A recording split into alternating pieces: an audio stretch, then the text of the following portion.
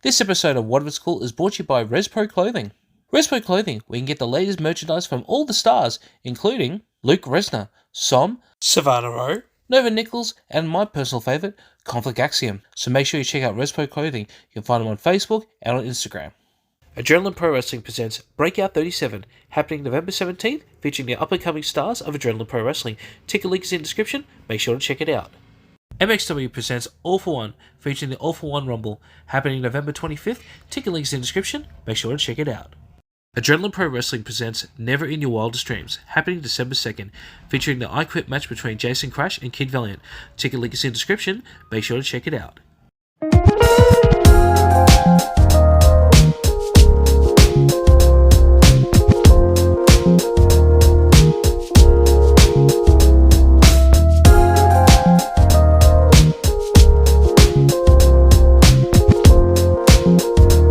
Hello and welcome to another episode of What If It's Cool, the show where we talk about anything and everything that is cool in the world today. I am the outlaw known as Daniel Paul Crow. On this episode, I have a man named Devin who didn't want to have his face revealed on this episode, but we're here to talk about the promotion Australian Outlaw Wrestling. We talk about AOW's humble beginnings, their decision to not use a ring, going on tour, and what the future looks like for AOW. So sit back, relax, and enjoy the definitive history of Australian Outlaw Wrestling. Now, Devin, I want to firstly ask, how did Australian Outlaw Wrestling come about? Well, good question. It really snowballed off of a lot of things. So I've always I've always been very immersed in, different music scenes in Melbourne, punk, alternative, heavy music scenes, whatever you want to call it. Mm. So I've been in a fair few bands over the years and that, putting on gigs and whatnot. And so last year I started putting on events called actually we originally I'd put them on back in 2018 or something in a share house with some friends, and they're called shindig gigs, and it was with bands. And so last year, I think it must have been last year, yeah. I started doing them again. So Shindig Gig 4, Shindig Gig 5, and Shindig Gig 6. And Shindig Gig 4, actually, no, sorry, 1, 3, 4, 5, and 6. And Shindig 3 had no wrestling. Shindig 4 was the first one to have wrestling. We did Hex versus Mason Stoneheart. Okay.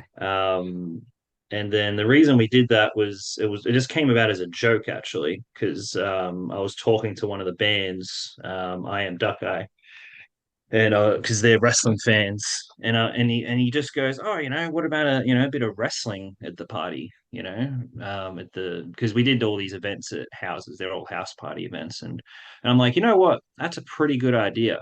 Let's do that. And so we did Hex versus Mason Stoneheart. That went really well. Um, and then the momentum continued. We did Shindig Gig 5. We did Hex versus Matty Wild. You can find that one on YouTube, actually. That's a pretty cool match. Very happy with that. And then off of that, I got talking to Joel Bateman of DMDU. I can't remember how we got talking, but the party just created a little bit of buzz, I guess, because the footage might have got around or whatever. I think Harrison Cornero, because Harrison Cornero and Mason Stoneheart were also there, and footage got around on Instagram. So got chatting to Joel, and Casanova Valentine happened to be in Australia at the time, in Melbourne, for the ICW DMDU shows that were happening. So what happened was Casanova and Joel really wanted to do a no ring show. Mm. And so Joel asked if I could help put on one of those. And then that event ended up being what we called midweek mayhem, I think. Yeah, midweek mayhem. It was a Wednesday night, Bendigo Hotel. And we had, what was it, Mason Stoneheart versus Terry Shaw, Hex versus Joel Bateman, and then Casanova versus, ended up being like a fatal four-way. I think York and Callan and Samson, I think. I think, yeah, And I think that's right. yeah, and it was funny because I was booking it, but I was very new to the wrestling world, so I was sort of letting the guys, obviously these experienced guys, sort of take a lot of the control. And I remember Crackerjack was there, Hmm. just hanging about, and I was just like, "Oh, Crackerjack's here. That's cool. Maybe he's just come in and watch the show, whatever. Cool."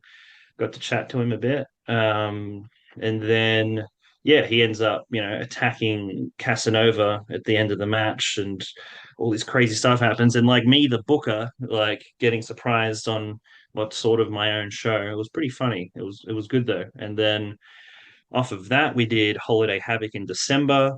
That we had a couple of good matches there as well. That ended up being because Midweek Mayhem was on a Wednesday, and we pulled almost like 100 people on a Wednesday, and I was like, okay, there's something to this, like it might have been like 80 people. I can't really remember, to be honest. Anything more than um 20 it, on a Wednesday, that's amazing, dude. yeah, it was a good amount. It was a good amount. Everyone got paid, not out of my pocket, which is nice. Everyone got paid. I didn't have to dip into savings or anything. And then yeah, so I was like, all right, let's keep this going. So we did Holiday Havoc in December. Similar turnout, but a little bit bigger, I would say. And then I was like, you know what? Fuck it. I'm gonna make my own promotion. Why not? Um, and my reasoning partly was, I'm a pretty stubborn person, I guess. I'm a bit of a control freak with my music. I was always like that. When I was in a band, it was like I would write songs and I was very set on how they were, and so I'm quite the same with wrestling, and wrestling's a form of art, and I think everyone has different ideas of what that would look like, different philosophies, which is good. It's good that we all have different philosophies. That's why we have different wrestling out there, so which is cool. Mm, But I sort of looked around at the promotions we have in Victoria, and there are some, promotions that I enjoy, that I'm a part of, but none of them would just, ticked all the boxes that I had in my mind, my philosophy for what wrestling could be, mm. and so I was like, all right, time to do it. And that's where, yeah, I was like, all right, Australian Outlaw Wrestling, let's do it. Yeah. Yeah. I remember the first couple of promos that came out, and I was like, oh, like, and just that word outlaw. Mm. I don't think you could pick another cooler name for a promotion. When at the moment you see outlaw on anything, it's like automatically, it's like flies to it's like automatically you want to look at it. And Mm. just some of the footage that was, because a lot of the footage was of Hex and Maddie Wild's match that you were alluding to, and I was like, Yeah. all right. I'm like and at the time I wasn't a very big fan of hardcore wrestling in the backyard, because like obviously you see a lot of stuff on the internet, and you just see how Yeah. incredibly terrible it can be, because a lot of them are Oh not yeah. trained. But and Yeah. but now obviously you had two people who were trained, and they were actually having a really solid match. Mm. And that's what drew me to really wanted to check it out. Unfortunately, every time that an event has come out, I've had either work or I've had another event I had to go to. So I do apologize. I would really love to check it out. I will one day. But continue with the story. What happened with the launches? So from there, again, like, so at that point it was like, all right, what is Australian outlaw wrestling? And the word outlaw was kind of a bit of a key factor there. I didn't want to, and I still don't want to pigeonhole Australian outlaw wrestling as being just a deathmatch promotion or just a hardcore promotion or whatever. It is obviously sort of our main draw right now, I guess, and it is kind of our main thing right now. But I didn't want to pigeonhole us, because as much as I love deathmatch hardcore wrestling, I also really love storytelling and character work, and um, it being legit. I want it to feel legitimate. I want the crowd to actually know and realize that, yeah, these guys hate each other. It's real. I want them to believe it and buy into it, and you know, because so that was a thing that a lot of promotions now, it's just kind of like, yeah, whatever, the fans think it's fake and whatever. So let's just run, we're not going to try and convince them anymore. Whereas I realized with us, the shows that I did, Holiday Havoc and that, it was like we're getting people coming to these shows who either haven't seen wrestling ever or have, mainly maybe only seen a little bit as kids, but they haven't seen much. And so I was like, we can really suck these people in and make them believe, you know. Mm. And so that was part of the sort of philosophy there. And then the other aspect, like the music. So, I wanted to, you know, keep because how do I say? I wanted to draw new fans. Like I've seen that at wrestling shows, it's what's the word for it? It's a bit insular. Like the wrestling community, which it's tight knit, which is a good thing in a lot of ways. But I've noticed that it's I don't know, it's not expanding. It's quite you know um, it's hard to explain, but I feel like there aren't a lot of new fans coming in as of late, and so that was a big important thing for me. And so that's where all the music and the bands came in. So every single show I booked, I'll have different bands of different scenes. Mm. It'd be hardcore punk, and then sludge doom sort of stuff, and then more garage sort of stuff, or then more sort of hardcore beat down sort of stuff. And I was just always just tapping into these different scenes, different groups of people, just so they can witness what wrestling could be like, and man, at these shows, these people, I think, it's sort of like I always think about it as like a magician, like we go to watch a magician, we know that what he's doing isn't really magic, but we're still enamored by it. And the reason we are is because he's not going up there and, telegraphing the fact that, like, yeah, this isn't actually magic. Like, he goes along with it, and there's that suspense of belief. Mm. And so I always wanted to make sure that we could have that suspense of belief at our shows. And I think we've been able to do that. And so yeah, so booked the first tour, bars, bands, and brawls, 5 shows. What was it? Trash Cult in Bendigo, Rumors nightclub Mildura, Barwon Club Geelong, Sound System Studios Sunbury, and then the big final one was at the Tote in Collingwood. Mm. Yeah, 5 shows, lots of wrestling, and then we had the heavyweight championship tournament across the 5 shows. And then Jason the Crusher Cole, we crowned as our first champion. And yeah, very successful tour, very successful. There wasn't one show where we didn't have a good turnout. It was really good, really good. Well, one of the things I loved about that first tour is that it was in places that you don't expect to see wrestling, and I mean Mildura was, obviously Mildura, MXW has been going a lot this year over there, but it's not one that a lot of people would think you can do wrestling in. And then having Mm. your final one at the world famous Tote, like that's I would never thought I would ever see wrestling at the Tote. I gotta be honest, I love the Tote. I am still gutted that when I was still in music, I never got to play there. But Mm. well done for you for getting music and wrestling at the Tote and just having an amazing show. I heard so many good things about that night, and I really wish I could have been there. I was actually pretty ill that night. Nice. Yeah, God. Yeah, it was good. It was a very good tour, and yeah, doing all those regional towns for me, it's I've always even like so back with the music, I was always I've always liked country towns. I want to move to the country eventually. Live out rural. And I've just looked at these country towns and I've been like, you have a good, let's say, Geelong, Mildura, even Ballarat, Bendigo, Traralgon, all these places. Like, there's a lot of people living there, and you don't need a lot of people to have a scene, whether it's a wrestling scene or a music scene. Mm. Like you need what 100, 200 people, and then you've got plenty of bands, a photographer, someone who's, sound engineer, you don't need a lot of people to have a good scene. And so I always looked at these towns and I was like, maybe they just need a bit of a kick up the ass, and so we just went out there and did it, and it went well. And another reason was, I didn't want to just keep doing Melbourne shows because it would get stale too quickly. Mm. So it was do the regional stuff, build up a little bit of hype so that when we come back to Melbourne, there's a bit of a build up. Mm. Yeah. Well, we had Bamford on here, and he was saying that you want to just reiterating what you were saying about don't want to be stale, and then as always you're never listening as this is the show. You always listen as a tour, which is really unreally heard of in wrestling in Australia, unless it's World Mm. Series Wrestling when they had their their tour of the 4 days, which they're having 6 days.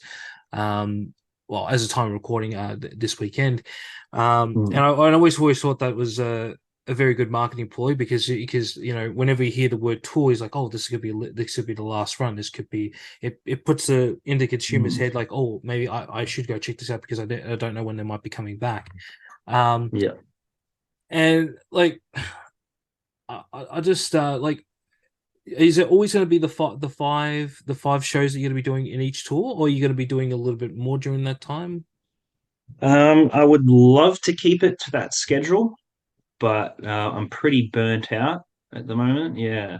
As much as I love it, um, we are planning. I've got some shows planned for December, and it won't be 5 shows this time around. Just very busy in my personal life, work, personal life, all that sort of stuff, and yeah, only so much time you can dedicate to wrestling. I'd love to be able to just smash out these big tours again and again and again, but I think we're going to dial it back a little bit in December. And then next year, I'm not really sure about next year. I think we're going to do December, and then there's going to just be a little bit of recalibrating, I think, and because we're definitely going to do our first ring show next year. Mm-hmm. That'll happen maybe mid next year, late next year is sort of the plan. Definitely going to make a very big deal about that. Um, so that's a plan. So we may move away from the tour sort of schedule, but I don't think that it's a sort of thing that'll go away permanently. I think we'll always do them sometimes. They might just be a bit smaller or whatever. So yeah, it's been good though. It's been good though. It's definitely I've obviously lended it from just my experience in music, I think, and it just definitely works well for wrestling. Yeah. Yeah. Well, talk me through the whole no ring concept. Why did you decide to do it that way? Because it's not really conventional. It's not really had been seen here in Victoria at least. Talk me through what got in your mind to do that. Honestly, it's just practical. It opens up more venue options. You can't stick a ring in the tote really, Mm. unless it's tiny. Most of the venues we run shows in, you could not really stick a ring in, and if you were to put a ring in there, it'd be very limited space for fans and whatnot. Mm. And then trying to blend that with the bands just be awkward. And also hiring a ring and all that's expensive. Oh It yeah. just yeah, so it was just much more practical to do no ring. And it also lends to the outlaw nature of it. It ticked all the boxes really financially, practically, and just the aesthetic and vibe of the promotion. So yeah. Well, it was definitely something I hadn't seen in a very long time, especially here in Australia. I think I only saw one of no ring thing, but it was just like a hardcore match that they just decided to do before they set up the ring. But that's a story for another show. Mhm. Um, but I remember when the first time I saw some of the footage of it, and just like, okay, that is pretty cool. And then I can't remember if this was the first half of the year or the later half of the year. There was a very very tiny venue that you were in, and there was a staircase you were going in, and the fact that Yeah. the stage was so close to the stairs, I'm like, okay, now I understand why they're not doing the ring thing, because like you said, there wouldn't be a much room for the audience. But Mm. you guys made it work, and it looks so incredibly cool. That you Yeah, had guys jumping off the stage, going into each other, or using instruments to hit each other from there. Like yeah, it just looks like a hell of a lot of fun. yeah. It's that punk sort of aesthetic. It's very much like when I was younger, in Essendon, opposite Essendon Station, there was the Essendon Squat, and very crusty sort of place, and a lot of crust punk and sort of heavy, darker sort of genres. They play gigs there, and eventually they did have a little bit of an elevated stage, actually, slightly. But anyway, just the whole DIY gig aesthetic of bands playing on the ground, so the band and the crowd are just on the same level, and there's always something very intimate about that. And so it's basically that, but wrestling form, like you're wrestling on the ground, at eye level with the fans, and there's something intimate and pretty punk about it, I guess. Yeah.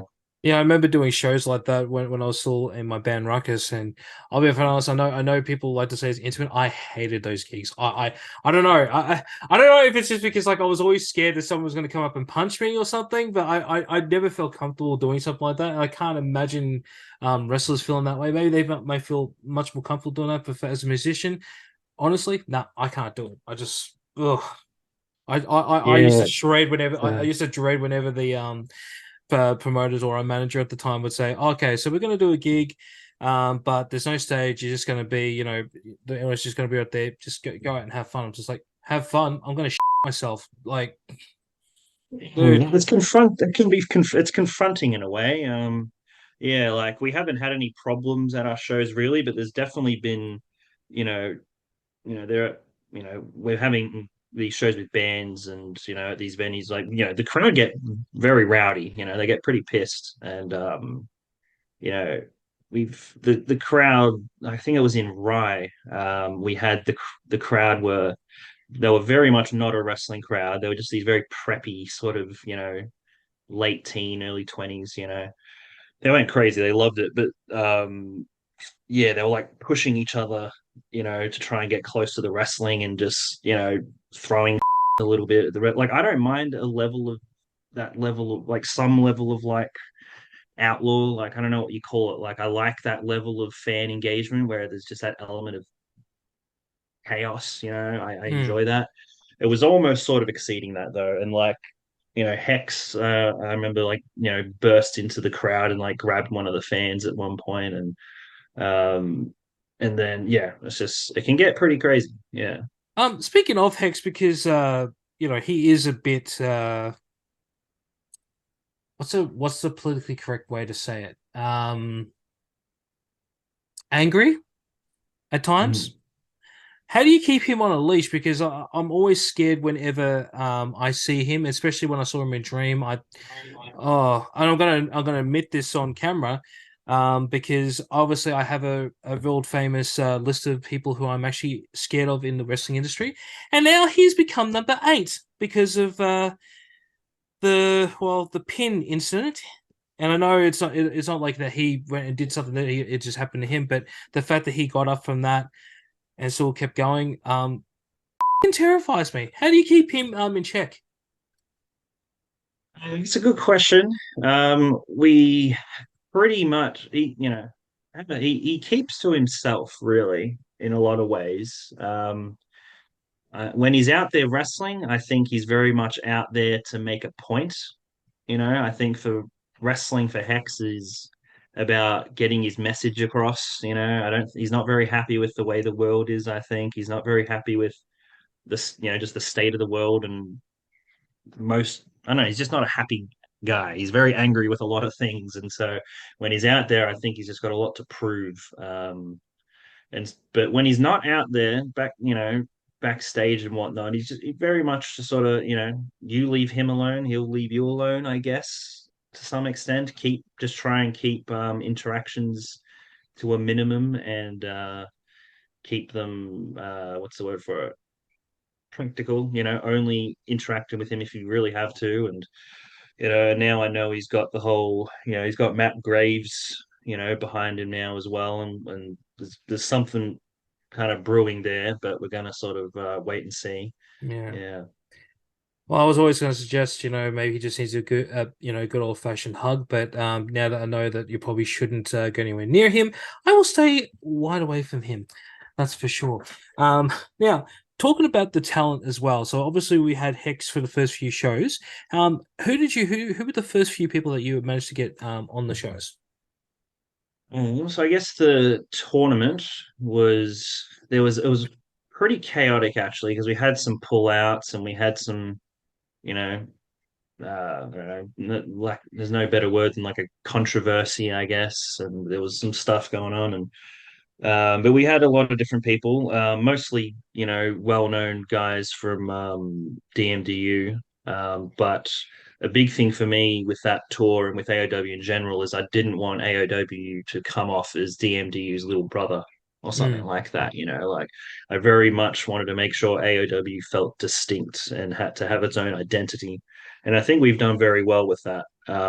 So we did have guys like Callum Butcher on there and Xavier Black, and Joel Bateman was all the way there through to the finals, and and they're a wealth of knowledge and talent, and great to have on the shows, of course. mm. But I wanted to make sure we did have guys like Jason the Crusher Cole. Um, who else did we have? Manos, the Gray, Hex as well, JP Bamford, Ace Shack, just these names that aren't so heavily associated with TMDU, I guess, but who are willing to, really step it up with that sort of stuff. Yeah, had a good mix of talent, I think, for that tour. Because I know they're probably going to kick my ass if I don't mention it, and because they obviously want a job that they won't kick your ass, but I might as well mention it. Obviously, you had Will Walker, and Kid Valiant as well. Yes, yes. Yeah, they're it's funny, we'll can't even remember had them in Geelong for the MXW Ascend title. That was good. I think that's the only footage that you can find online, if I remember correctly. Yes, because Um, that's the one when I had to actually ask Kid, how come I can't see anything else? And KV just turned around and goes, "Oh, Devin doesn't allow footage on there because he wants it to be a spectacle," which is leading out to my yeah, next question. yeah. Why do you want it to be a spectacle? Because like the just from the stories that I've heard, some of the footage I've seen through Instagram and Facebook stories of not only of other wrestlers but also from the AOW Instagram feed. I reckon you should start filming. We do film. We do always have someone there filming. Sometimes more professional filming than other times. And but really, it's filmed more for like promotional purposes, and so that the wrestlers can watch their matches back. Um, But for me, I want there to be that mystery, I guess you could call it, and also FOMO, I guess. Yeah, the Hmm. fear of missing out. I want people to, if they want to see the show, they have to come to the show, you Hmm. know. And another thing, in my opinion, is that you put your footage out there, especially putting it out there for free. It's just kind of to me, it's a waste, like the way I sort of envision these first two tours and a couple more coming ahead and that we can compile all that footage, compile all of that, and then we've got something very cool there that could be potentially turned into a I don't know, a TV series, like, recapping the show, recapping the tours, recapping the shows. Like, I don't really know what to make of it yet, but something to think about in the future. Yeah. Well, you've always got IWTV, which is a very, very fantastic app. 14.95 a month. You can't go wrong with I think it's what nearly close to 1 million hours worth of wrestling hours footage there. So definitely check them out. Mm. That's a cheeky plug. But yeah, I totally agree with you on that one. That and it's a great marketing ploy, and because as we all know, I love money and love to embark with people that have great ideas for making money, and that is an absolutely fantastic idea because um it is every time I miss one, I'm getting more and more excited to finally go check one out because there is no footage for me to actually properly check out unless it's like a 30 to 60-second clip that's on Instagram or on someone's Facebook or whatever. And Mm. very smart, man, very, very smart. But I do hope Yeah. that you guys do eventually release the footage, whether it be 2 or 3 years from now or whatever. I would really love to see some of the footage, because the footage of Will's and KV's match, I did say this on the reaction video that I did. It's quite possibly one of the best matches I've ever seen, because it had the elements of comedy, drama, action, suspense. It was all there, and it's not because I'm a fan of the CGS boys. It was just absolutely fantastic match, and I think you and the company need to be very proud, and hopefully get some more footage out there, even if it's just maybe one match or two a month or whatever. I think that would still be enough to sort of dig into people's brains to go, okay, I should go check out the next AEW show. Down the line, yeah, it will happen eventually. When we do our first ring show, maybe that's something that, we'll really put a lot of effort into the cinematography, I guess you call it, of that. And then, yeah, we could do something with that. Whereas the bar shows definitely, I don't know, it's nice keeping that mystery there a little bit Mm. Well, for now, anyway. I'm definitely going to check out the next one, as long as it's somewhere close to the southeast of Melbourne. I know one of the ones where, not that far from where I live. The only problem is I was battling the flu, which was Mhm. yeah, and especially texting Bamford saying, "Oh mate, I know I said I'm coming, but now I'm bleh." And he goes, "Oh come on man, just come." Anyway, I'm like, dude, I don't want to get anyone sick. That's all right. We were almost going to do one in Moorabbin actually in December, but I guess that's considered southeast Yeah, Moorabbin. Yeah, it's southeast. yeah. It's actually literally 15 minutes away from where I live. So I reckon Yeah, there you go. if you do get to do it, I will be the first person to buy a ticket for that. Yeah, I think next year that'll happen for sure. It Yeah. was going to be December, but like I said, I was originally shooting for 5 dates again in like late November, December, but yeah, decided to dial it back a little bit. Mm. That's fine. You mean you just tackle what you need to tackle, and I'm sure the fans are going to support you. I know I definitely will, because I think AEW is definitely something that we should definitely check out. Even though I haven't properly checked it out yet, I'm 100% a big supporter for you guys. Now I want to also talk about something that happened fairly recently. Now, obviously, Jason Crusher Call was meant to take on JP Bamford in a championship match, which sadly did not happen. Now, I don't know the full story, because I obviously I knew that we were going to be doing this eventually, so I wanted to find out directly from you, since you are um, the main honcho of Australian Outlaw Wrestling. What exactly happened? So to keep it somewhat vague, I guess, just for the fans' privacy, um, yeah, we had a fan have a seizure, um, and then a seizure. Am I remembering this correctly? My brain's so frizzled just coming off of the tour. I think it was a seizure, yeah. And when someone's having a seizure, you can't move them. You have to let them just sort of, work it out, and I don't know, just quite simply, yeah. Just the fans' well-being was just obviously of a much higher priority than the main event, and so we're giving a little bit of time, because I've done my first aid and all that. I know for some people, you can have a seizure and then sort of recover after, I don't know, 15, 30 minutes or whatever. Mm, But for some, it can be a succession of seizures. And unfortunately for that person, I believe that was the case. And the ambulance took quite a long time as well, unfortunately. mm, But yeah, but basically it's just, yeah, the fans' well-being was, yeah, the priority in that situation, and it just would have been a poor taste to do the match, really. Yeah. mm.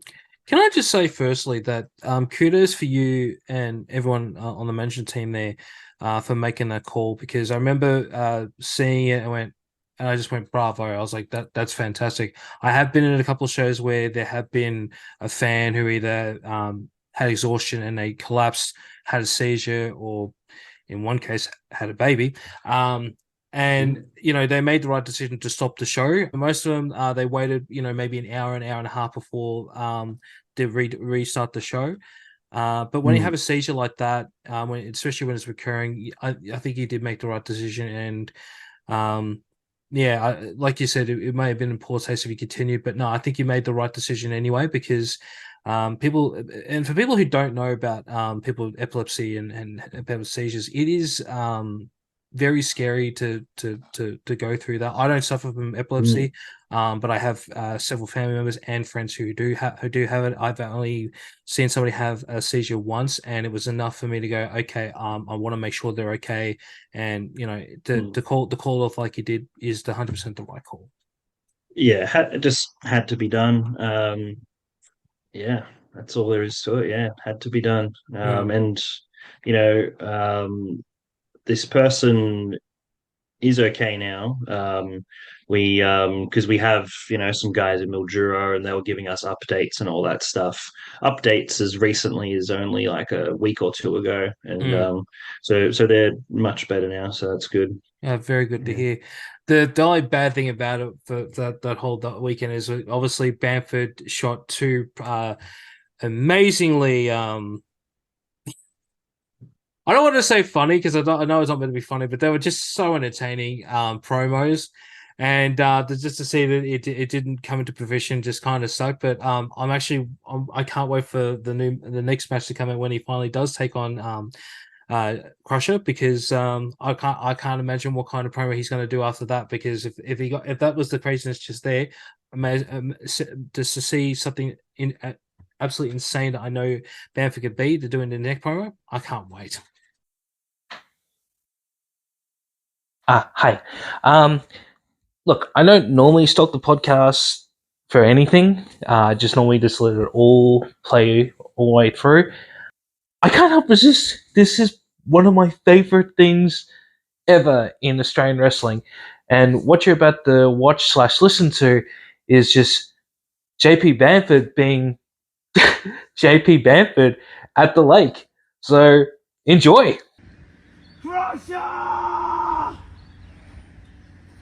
Crusher!